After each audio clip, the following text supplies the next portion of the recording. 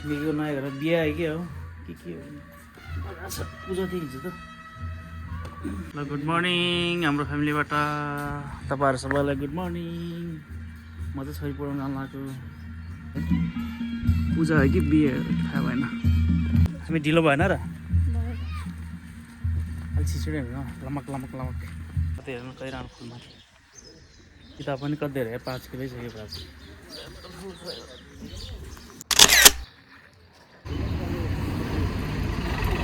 गाडी आयो न बाई बाई प्राप्ति बाई बाई। हामी चाहिँ किचन कम्पोस्ट यसरी फाल्छौँ। यो चाहिँ कम्पोस्ट बिन हो। यसरी फाल्दा मल हुन्छ कि बाहिर फालिराख्नु परेन। सुजी पनि एक्सपायर भएछ यस्तरी हालिदिने।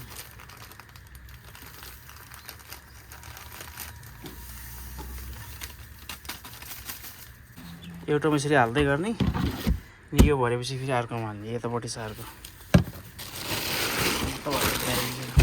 हालिसक्यो होला। यी हेर्नु त मल ओ अलमोस्ट रेडी है। यति राम्रोसँग नभएर कोट्टाएर हेर्नुपर्छ। यो फुल थियो आधा भयो कि यो कुहिएर त्यस्तो हुन्छ नि। ल हेर्नुहोस् त मैले अस्तिको भ्लगमा देखाएको थिएँ तपाईँहरूलाई कति सानो सानो थियो यिनीहरू यत्रो ठुलो भइसक्यो अरे हेर्दा।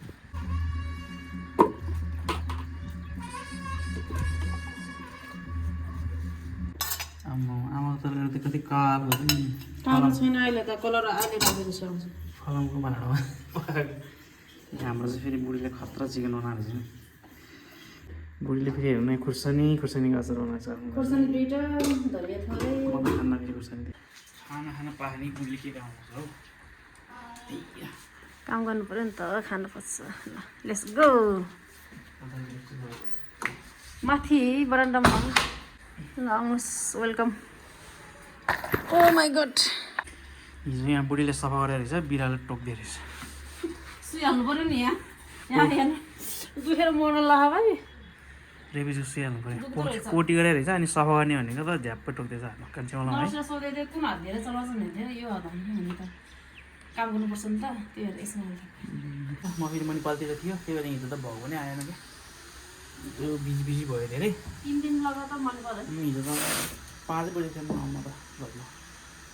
अब भोलि पनि जान्छ। ल बुढीले के रोपेछ अझै यहाँ पनि खाली रहेछ। ल दुलै हिँड्यो दुलै लिन जन्ती लिएर बाजागाजा सहित। खाजा खाने टाइम पनि भयो। आलु तरकारी यो चाहिँ के रोटी जस्तो प्यानकेक चिया पाएको रहेछ। च्याप्पै सधैँ कस्तो मिठो गर्छ हेर्दा त त्यति राम्रो देखेको छैन तर दामी गर्छ। के हालेको हुन्थ्यो त के हाल्नु सुकु मात्रै खोर्सानी प्याज अनि के सौजको मसला त्यति के चटपटे हो होइन। न चौजो साँधेको हाम्रो खाजा भयो। यसको चाहिँ भसेनलाई त यसरी घुम न ल। हामी मात्रै के खाजा खानु तिमीलाई पनि खाजा गराउनु पऱ्यो होइन त। ल मजाले चुसे पो हुन्छ त टोक्छ कहाँबाट हुन्छ सिद्धो अटोमेटिक खोलेको एउटा क्याप्सिकम चाहिँ यस्तो भएछ है। हाम्रो चाहिँ त्यति राम्रो साइजको भएन किन हो पानी सुकेको रहेछ। खाजा खाइसकेपछि आजको मेरो काम सप्लिमेन्ट हेर्नु पऱ्यो।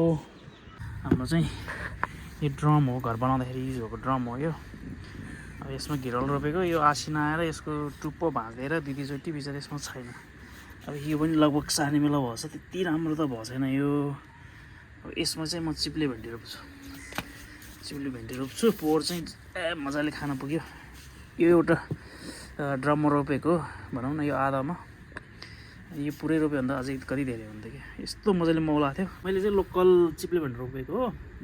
त्यो हाइब्रिडमा चाहिँ अलिक सानो हुन्छ बोट होइन त्यो त्यति फल्दैन कि। फेरि यो लोकल फेरि बोट चाहिँ अलिक ठुल्ठुलो हुन्छ अनि मजाले फल्छ कि फल्छ।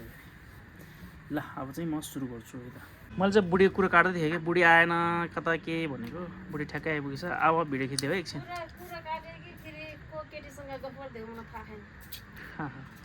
यहाँ हेर न भिडियोमा ओइ खसे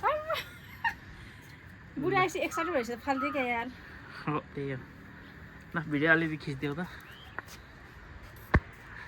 ल अब चाहिँ कपडा खोल्ने सबभन्दा पहिला यो भुइँमा राखिदिने हुन्छ एकदम सफा छ क्या पानी परेछ। केलाई फोनलाई भुइँमा राखिदिने यस्तो गर्नु पऱ्यो यो खस्यो अब यसलाई चाहिँ सबभन्दा पहिला खन्नु पऱ्यो होइन ल बुढी यो खनिसक्यो अब यसलाई सम्हाल्नु पऱ्यो मल चाहिँ नहाल्ने यो कुखुराको मल छ अलिक कडा हुँदो रहेछ कुम्रे बसिहाल्छु म चाहिँ ल बुढीले केही पनि नगर्दो रहेछ भन्छ अब है मान्छेले भन्यो होला नि बुढी चाहिँ खाना बनाउनुपर्छ अनि खानामा चाहिँ प्रायः खाना अब खाजाहरू बनाउने ड्युटी नै हो मेरो चाहिँ तर त्यो बाहेक भ्याउने बेलामा चाहिँ बुढोको हेल्प गर्छु होइन बुढो अनि बुढोले नि मलाई हेल्प गर्नुहुन्छ दुईजना मिलेर गर्छ तर क्यामेरा अफ क्यामेरामा चाहिँ गर्छु कि ए बुढोले यहाँ चाहिँ कपुरीका लेख्दैछ है गाइज यो चाहिँ बाहिर जान्छ नि त मार्किङ गऱ्यो नि मार्किङ गऱ्यो भने मजाले पछि आउँदाखेरि मजा आउँछ बाक्लो हुन्न यताबाट बाक्लो होइन बाक्लो हो यार दुईवटा गरिदिनु यति अनि यति ठिक्क हुन्छ कि ठुलो हुन्छ नि त रुख यो लोकल हो त्यो ठुलो हुन्छ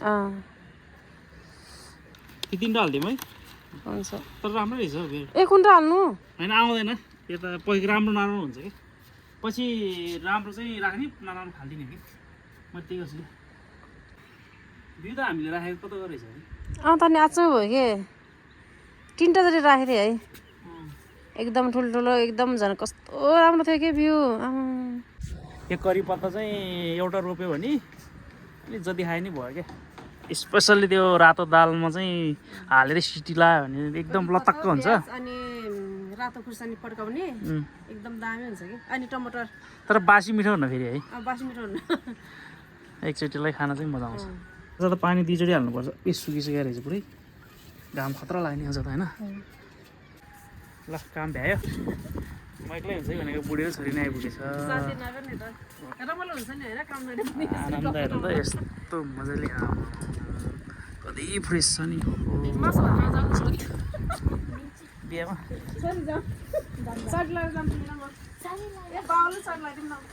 दुलापट्टि कि दुलैपट्टि भन्ने हामी चाहिँ छिमेकीपट्टि भन्नु पर्छ छिमेकीपट्टिको हो भने